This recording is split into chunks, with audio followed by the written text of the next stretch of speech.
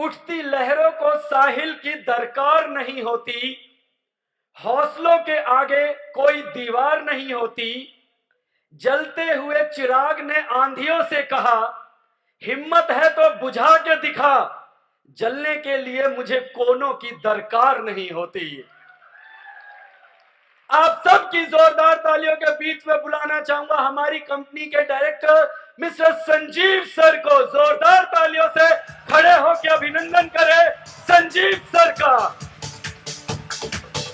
आओ एक बार फिर से इतिहास बनाते हैं। खो चुके हैं जो सपने कहीं दिल में, उन्हें ढूंढ के लाते हैं। बदली होगी हमसे पहले भी शायद किसी ने,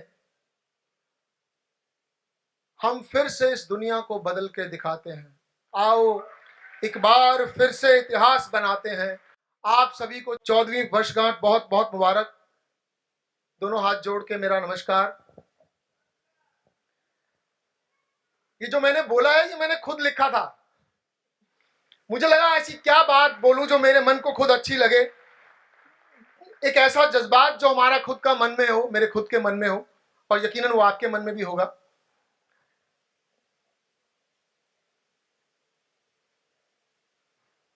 कुछ बातें दोस्तों ऐसी हैं जो मैं हमेशा सोचता हूं कि जब भी मैं स्टेज पर जाऊं तो कोई ना कोई बात आपसे ऐसी जरूर करूं जो प्रेरणा दे, जो आपको कनेक्ट करे, जो ये आपको लगे कि हाँ ये मेरे मन की बात है, मेरे मन का विचार है, और वो चीज या वो घटना या वो कहानी आपको आगे बढ़ाने में मदद करे। आज फिर वही कोशिश है। भगवान श्री राम से प्रार्थना है कि वो मेरी मदद करें। मेरी माँ भी बैठी हुई है। माँ आपको भी दोनों हाथ जोड़ के प्रणाम है।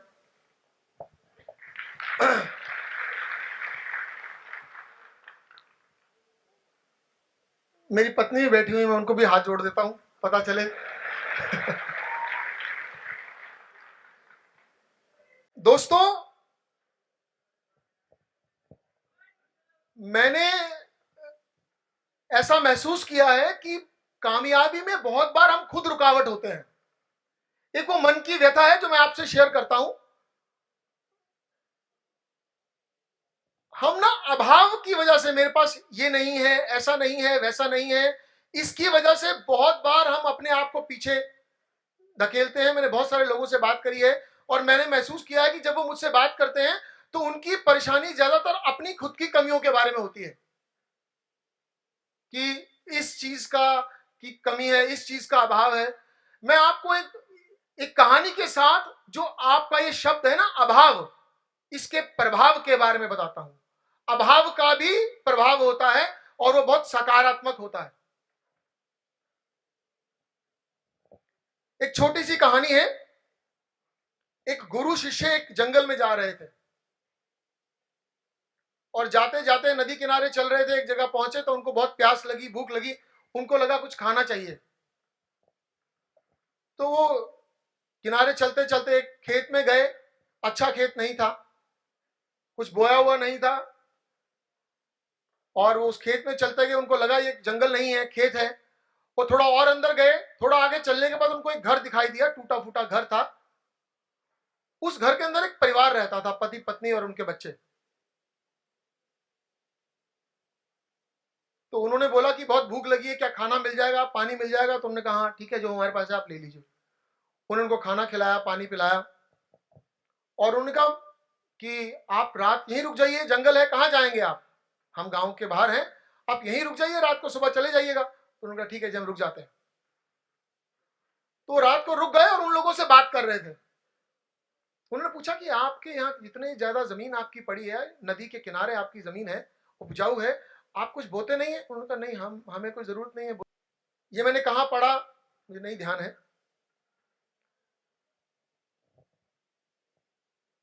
इसको ऐसे मानिए कि आप दो लोग बहुत भूखे हैं, बहुत भूख लगी है उनको, सुबह से भूखे हैं दो लोग, और एक इंसान का पेट भरने लायक खाना पड़ा है। एक इंसान भर पेट खाना खा सकता है, लेकिन दो लोग हैं जो बहुत भूखे हैं, और वो खाना एक ही इंसान खाएगा, उसको बांटा नहीं जा सकता। तो एक इंसान भर पेट खाना खा सकता है, दूसरा इंसान खाना नहीं खा सकता। ये इस कहानी की सिचुएशन है, नहीं मिलेगा, उसे खाने की कीमत मालूम होगी। अगर एक बार आपको खाने की कीमत मालूम हो जाए तो जिंदगी भर नहीं भूलती है। आपने बहुत बार बहुत स्वादिष्ट खाने खाए होंगे लेकिन भूल जाते हैं। तो खाने की कीमत का पता होना ज्यादा इंपॉर्टेंट है। उस रात खाने का अभाव था और उसकी कीमत का याद रखना उसका प्रभाव था। इस बात को मैं 4 दिन पहले की बात से रिलेट करूं तो हो सकता है इसमें आपको थोड़ा हंसी आ जाए। हमारे यहाँ नॉर्थ इंडिया में करवा चौथ का व्रत रखते हैं। वो व्रत होता है कि भाई पति की आयु लंबी हो, वो स्वस्थ रहे, कमान पे तीर को कस ले लेकिन छोड़ना नहीं है। मैं तुम्हारे पास आऊंगा, एक सवाल करूंगा, आप मुझे उस सवाल का जवाब देंगे, फिर आप तीर छोड़ेंगे और वो सवाल किसी दूसरे को नहीं बताएंगे। सबने कहा ठीक है, हम समझ गए। तो एक एक करके सब आए, सबने अपने कमान पे तीर को कसा, चिड़िया की आंख पे निशाना लगाया और गुरु द्रोण उनके पास आते और आकर एक ही सवाल पूछते, बताओ भीम, बताओ निकुल, बताओ सहदेव, बताओ युधिष्ठिर, बताओ और दुर्योधन, क्या दिखाई दे रहा है? सबके जवाब थे पेड़, पत्ते, जड़, जमीन, चिड़िया, चिड़िया की आंख, फल, आसमान, सब चीजें दिखाई दे रही हैं। एक एक करके वो सवाल पूछते गए एक एक आदमी से। जब वो कहते कि जब उन्होंने अपने कमान पे तीर कस लिया किसी योद्धा ने, उसके पास गए और जाके पूछा, बताओ युधिष्ठिर क्या दिखाई दे रहा है? तो युधिष्ठिर का जवाब था कि गुरुदेव पेड़ दिखाई दे रहा है, पत्ते दिखाई दे रहे हैं, तने दिखाई दे रहे हैं, आसमान दिखाई दे रहा है, जमीन दिखाई दे रहा है, चिड़िया दिखाई दे रही है और चिड़िया की आंख भी दिखाई दे रही है। कहते हैं ठीक है युधिष्ठिर, छोड़ो तीर। और सब योद्धाओं ने उस एक्सरसाइज में, उस प्रैक्टिस में, उस काम में सब लोगों ने तीर छोड़े लेकिन किसी का निशाना चिड़िया की आंख पे नहीं लगा। इसी दौरान अर्जुन भी आते हैं उस जगह पर जहां पर वो गुरुदेव ने बोला है कि यहां से खड़े होकर के आपको अपनी कमान पे तीर कस लेना है और मैं आपसे एक सवाल पूछूंगा, आपने जवाब देना। तो अर्जुन भी अपनी कमान पे तीर कस लेता है। वहां द्रोणाचार्य आते हैं, आकर के पूछते हैं, अर्जुन तुम्हें क्या दिखाई दे रहा है? अर्जुन कहता है, गुरुदेव चिड़िया की आंख। वो फिर पूछते हैं, अर्जुन तुम्हें क्या दिखाई दे रहा है? वो कहते हैं, गुरुदेव सिर्फ चिड़िया की आंख। तो गुरु द्रोण कहते हैं, छोड़ अर्जुन तीर, ये चिड़िया की आंख में लगेगा। और महाभारत के उस प्रसंग में यह लिखा है कि सिर्फ अर्जुन ही था जिसका तीर चिड़िया की आंख में लगा था, क्योंकि उसको सिर्फ आंख दिख रही थी।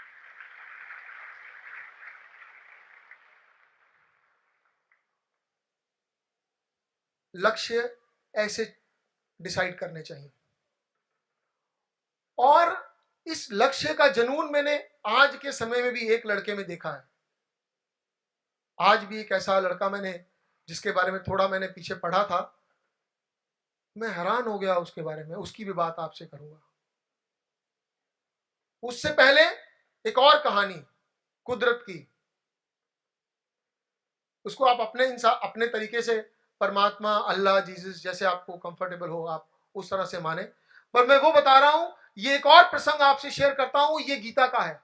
ये किसी ने मुझे व्हाट्सएप भेजा था बहुत पहले, और मुझे लगा कितना सुंदर व्हाट्सएप भेजा है, कितना अच्छा है, और मैं कहीं अपने दिमाग में उसको विजुलाइज कर रहा था।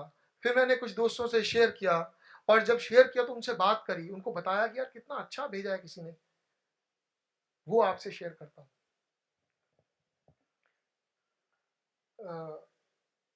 श्रीमद् भगवत गीता से लिया गया प्रसंग है ये।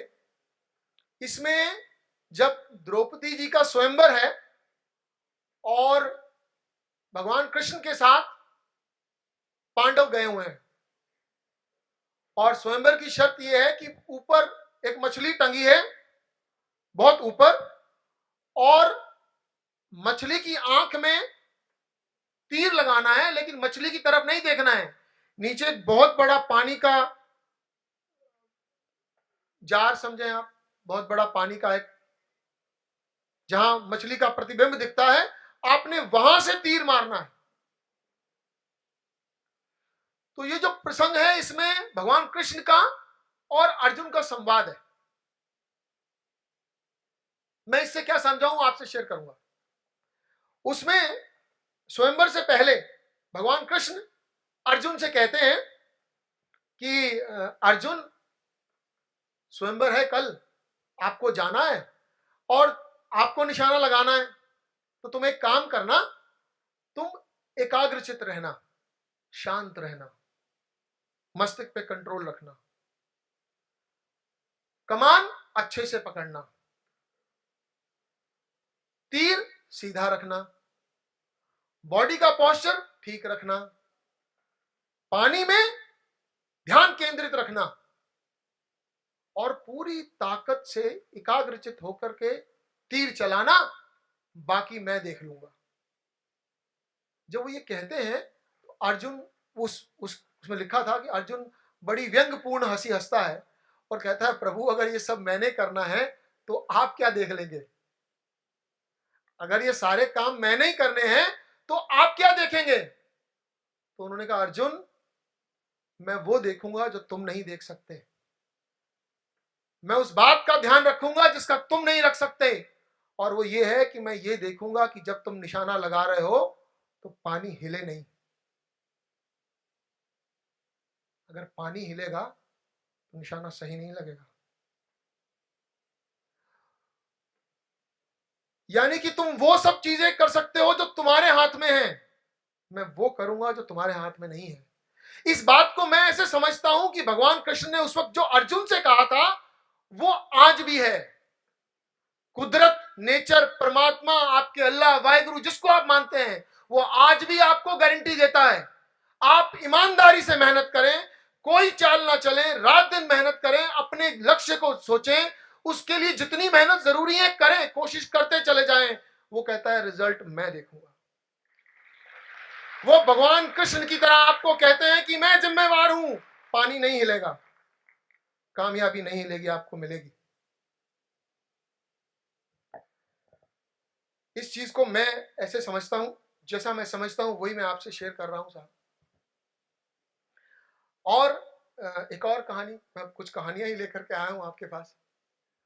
एक और सच्ची घटना मैंने कुछ समय पहले पढ़ी थी, वो आपसे शेयर करता हूं।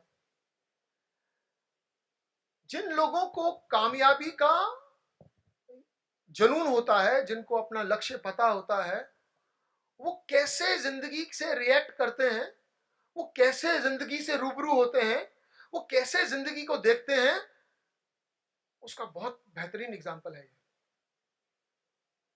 मतलब मैं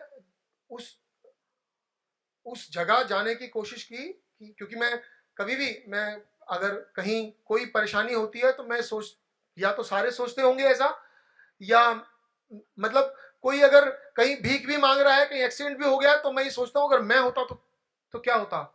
मैं अपने परिवार के लिए बहुत कीमती इंसान हूँ, तो यार अगर कोई मुझे मेरी तरफ से मुंह मोड़ के चले जाता तो मेरे परिवार का क्या होता। ये सोच के मेरे लिए बहुत मुश्किल हो जाता है उस जगह से जाना जहां पर कोई एक्सीडेंट है। बहुत मुश्किल हो जाता है। जीवन में बहुत बार ऐसी बातें आई, ऐसा वक्त आया कि मुझे लगा कि ये नहीं कर सकता, मैं नहीं जा सकता, है ना। तो इसी तरह एक आदत है मेरी कि मैं दूसरे की जगह अपने आप को रखकर देखता हूं। जब मैं ये घटना जो आपसे शेयर करने लगा हूं, इस इंसान के बारे में जब मैं सोच रहा था, जब मैं उसकी जगह अपने आप को रखने की कोशिश करी तो मैं रख नहीं पाया। मुझे लगा नहीं यार, ये तो बहुत मतलब मुश्किल काम है, ये नहीं हो पाएगा, मतलब पता नहीं कैसे किया उसने। और मैं एक कहानी शेयर करने लगा हूं आपसे, हिंदुस्तान के क्रिकेट टीम के कैप्टन विराट कोहली की। अभी का बच्चा है, अभी तो आया था। ये उसकी कहानी जब मैंने सुनी तो मैंने चेक करा कि क्या ये सच है, तो मैंने देखा वो सच था।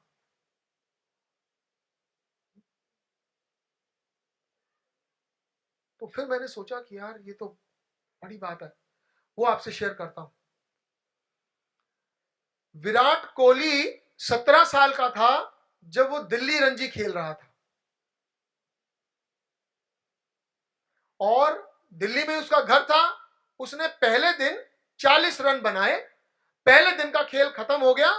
अब उसको अगले दिन खेलने जाना था। घर आ गया और उसी रात उसके पिता का देहांत हो गया। और उसके पिता की आयु थी 54 साल, 54 ईयर्स, और विराट कोहली की उम्र थी 17 साल।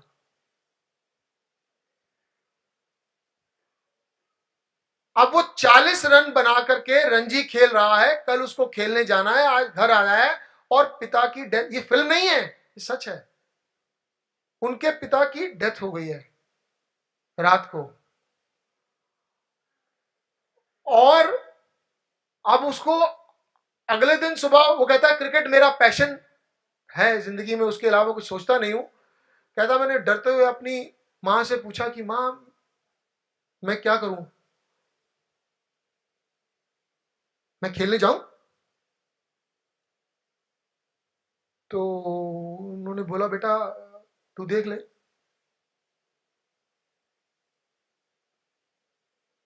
अगर तुझे लगता है जाना है तो तू जा। तो वो कहता मैं बेचैन रहा, सोचता रहा, पर मैंने फैसला किया कि मैं जाऊंगा। और वो कहता है कि ईशांत शर्मा को मैं रास्ते में लेकर के जाया करता था खेलने, उस दिन मैं लेकर के नहीं गया। हम वहां पहुंच गए, मैं बहुत चुप चुप था, तो मुझे उस मैं मजाक करता था। उस दिन मैं बहुत चुप था, तो मेरे से दोस्तों ने पूछा क्या हुआ विराट?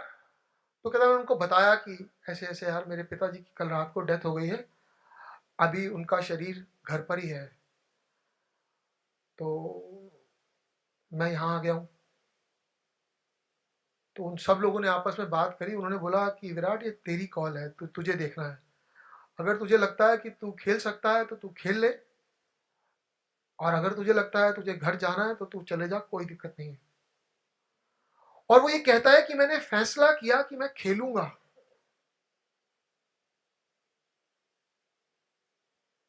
मैं सोचता हूं अगर ऐसे कोई फैसला करे और अगली बॉल पे आउट हो जाए,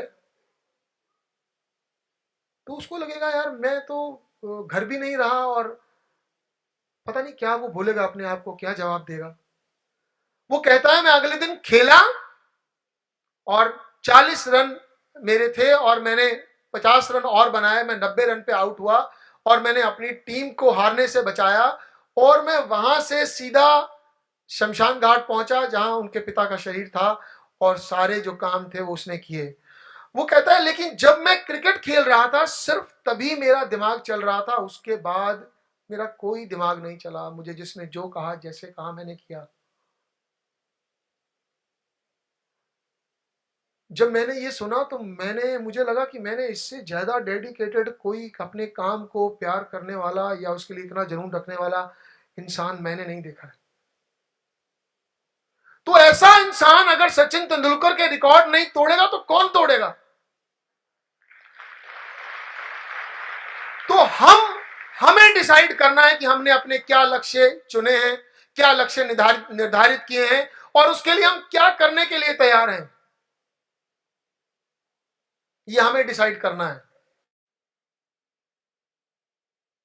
मैं जीवन में बहुत पहले ये कहा करता था अपने आप को कि अगर कोई दूसरा कर सकता है तो मैं तो जरूर कर सकता हूं। कभी कभी एक घटना आपका जीवन बदल देती है, एक घटना। जैसे मैंने कभी जिंदगी में बहुत सारे आईएएस आईपीएस बच्चे ऐसे हैं, कोई रिक्शा चलाते थे, किसी के पिताजी मजदूरी करते थे, कोई टैक्सी चलाते थे, किसी की मां बर्तन मांजती थी। उनके बच्चों को आईएएस आईपीएस करते हुए वो कामयाब होके, जो मैंने उनके इंटरव्यूज सुने हैं या पढ़े हैं, तो उनको भी कोई बात कभी चुभ गई थी, कभी लग गई थी। ऐसी ही मैंने जब उन चीजों को सुनता था तो मैं सोचता था ऐसी मेरे जीवन में क्या घटना घटी कि मुझे वो बात लग गई। तो वो मुझे याद आ गई बात, मैं आज आपसे शेयर करूं। देखिए थोड़ी मुश्किल है, मैं ईमानदारी से कोशिश करता हूं। मां ये बात आपकी और मेरी है। मैं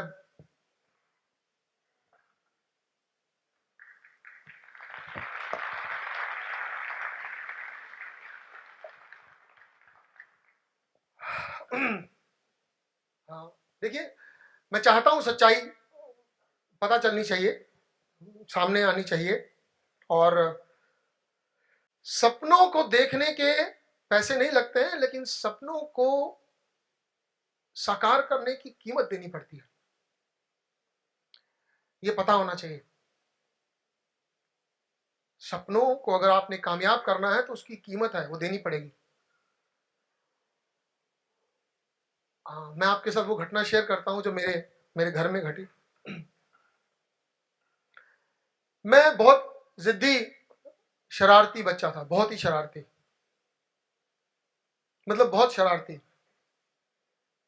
दो बार और बोल देता हूं, बहुत बहुत शरारती बच्चा था और बहुत शरारतें करता था, और मेरी बहुत पिटाई भी होती थी। पढ़ाई में अच्छा नहीं था। मेरी मां मुझे बहुत लाड करती थी। मैं कई बार अकेले में सोचता था, यार अगर मेरी मां ना होती ना तो मैं घर से ही भाग जाता। मेरे पापा तो मुझे बहुत मारते हैं, और वो चाहते थे कि मैं खूब पढ़ूं, आईएएस बनूं, आईपीएस बनूं। मुझे समझ में आ गया कि मेरे पिता की एक ही तमन्ना है कि मैं आईएएस आईपीएस बन जाऊं। मैंने मन में सोच लिया बस पढ़ना ही नहीं है, बाकी सारे काम करने हैं, क्योंकि वो काम करना जिससे मेरे पिता को दुख होता हो, क्योंकि वो मुझे दुख देते हैं। लेकिन मेरी माँ मुझे बहुत प्यार करती थी। मैं सोचता था अगर मैं कभी भाग गया ऐसे घर से तो मेरी माँ को बहुत दुख होगा, वो रोएगी, यार मैं क्यों दुख दूं उनको। ये मेरी मन की व्यथा है, ईमानदारी से शेयर कर रहा हूं आपसे। तो ये घटना क्या है कि, और मैं जो भी जिद करता था मेरी माँ कहीं ना कहीं जैसे करके पूरा कर देती थी, जैसे भी जितना कर पाती थी। 4 बार कहता हूंगा तो 2 बार कर देती होंगी। पर मुझे इतना पता है कि मेरे घर में सब लोग गरीब हो गए थे, मैं अमीर ही था। मेरी माँ मुझे तो पैसे दे ही देती थी। ऐसा भी बहुत बार हुआ कि मेरी माँ ने मुझे देने के लिए बोला, ये दूध के पैसे हैं या किसी उसके पैसे हैं, 2000 रुपये दिया। मैं वो 2000 रुपये लेकर गया और बाहर जाके दोस्तों से पार्टी वार्टी कराया, बताया ही नहीं कि मैं खर्च दिए पैसे। वो 5-7 दिन के बाद आते थे, बोलते थे जी वो बहन जी आपने पैसे नहीं भेजे। मेरी माँ बोलती थी मैंने तो दे दिए थे। फिर मुझे डांटते थे, मैं बोलता था माँ मैंने खर्च कर दिए, ये कर दिए, वो कर दिए, तो वो मान जाती थी, मैं मना लेता था। तो ये मेरी जिद बढ़ती चली गई। एक बार मैंने मेरी जिद शुरू की, माँ मेरे सब दोस्तों ने ना बाइक ले ली है, माँ मुझे बाइक दिलवा दो, माँ माँ एक बाइक दिला दो यार, एक बाइक तो दिलाई दो। ये मैं करता था, माँ बाइक दिला दो, माँ देखो उसने ले लिया, उसने ले ली, उसने ले ली, ऐसे करता था, यार अब तो दिला दो माँ यार, ऐसे। अच्छा, मैं वो मुझे समझाती थी, कहती थी, पर मैं जिद करता ही था और वो मेरी जिद मान ही लेती थी। मुझे लगा थोड़ा शायद ये 15 दिन लग जाएंगे, महीना लग जाएगा, 1.5 महीना लग जाएगा, मैं करता रहा। एक दिन मुझे लगा यार माँ तो मान ही नहीं रही, कुछ कॉम्प्रोमाइज करते हैं। तो मैंने माँ को जाके बोला, माँ यार एक बात बताओ यार, मैं आपसे कब से कह रहा हूँ बाइक दिला दो, अब दिला तो रही नहीं हो, चलो यार अब एक काम करो स्कूटर ही दिलवा दो, बाइक नहीं है ना तो आप स्कूटर दिलवा दो। शायद मेरी माँ को मेरा दर्द तो मालूम हो रहा था, पर पैसे नहीं थे। तो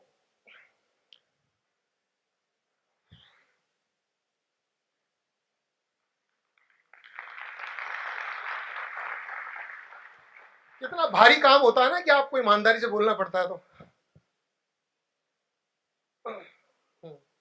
तो क्या हुआ, मेरी माँ ने कुछ मुझे ऐसा कहा, मेरी माँ ने मुझे बोला कि बेटा पैसे नहीं है, मैं क्या करूं, तू एक काम कर, तू मुझे कहीं बेचा, स्कूटर ले लियो।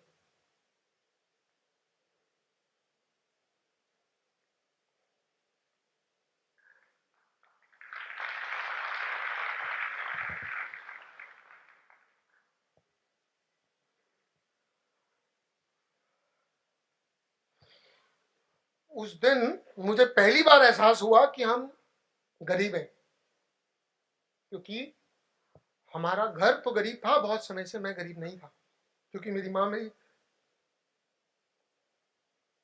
सारी जरूरतें पूरी करती थी। तो मैंने बोला माँ को, माँ ऐसे मत बोल माँ, मैं आज के बाद कभी कुछ नहीं मांगूंगा, और मैंने माँ को बोला, माँ मैं ऐसा कोई काम नहीं करूंगा जिससे तेरा स्वाभिमान जाए, क्योंकि मेरे पिता बहुत शरीफ भगवान को मानने वाले इंसान हैं, मेरी माँ बहुत भगवान के पास जाती है। नहीं जी, ठीक। तो मैंने, मेरी माँ को ही बहुत था कि बेटा शरारती है, कोई खराब काम ना करे। मैं बोलता हूँ माँ, मैं तुझे भरोसा दिलाता हूँ मैं ऐसा कोई काम नहीं करूंगा जिससे तुम्हारा स्वाभिमान जाए। आज के बाद आप ये नहीं बोलना, पर मैं आपको वचन देता हूँ माँ। मैं अपनी माँ को बोलता था, माँ तेरी साथ पूछते हैं पैसा नहीं खर्च पाएंगे, इतना पैसा मैं कमाऊंगा और ईमानदारी से कमाऊंगा, अच्छे से कमाऊंगा।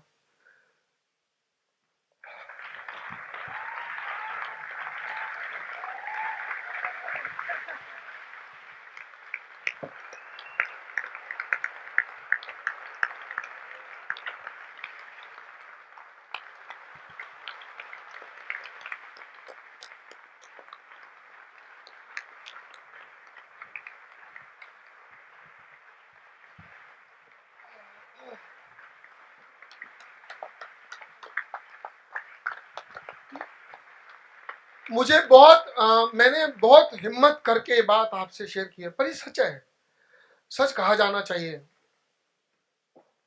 और इसमें ताकत होती है, ये औरों के मन में वो आग जला सकता है जिससे और लोग भी कामयाब हों। मैं चाहता हूं अब सब लोग कामयाब हों, खूब कामयाब हों, अपने माँ बाप बहन भाइयों की सेवा करें, साथ दें, दुनिया के लिए मिसाल बने।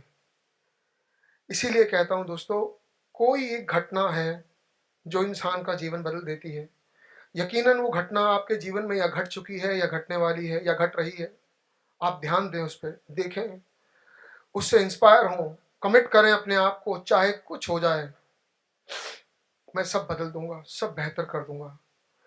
इसीलिए जब मैं आया तो मैंने आकर के 4 लाइनें आपसे शेयर की थी कि आओ एक बार फिर से इतिहास बनाते हैं, आओ एक बार फिर से इतिहास बनाते हैं, खो गए जो सपने दिलों में कहीं उन्हें ढूंढ कर लाते हैं।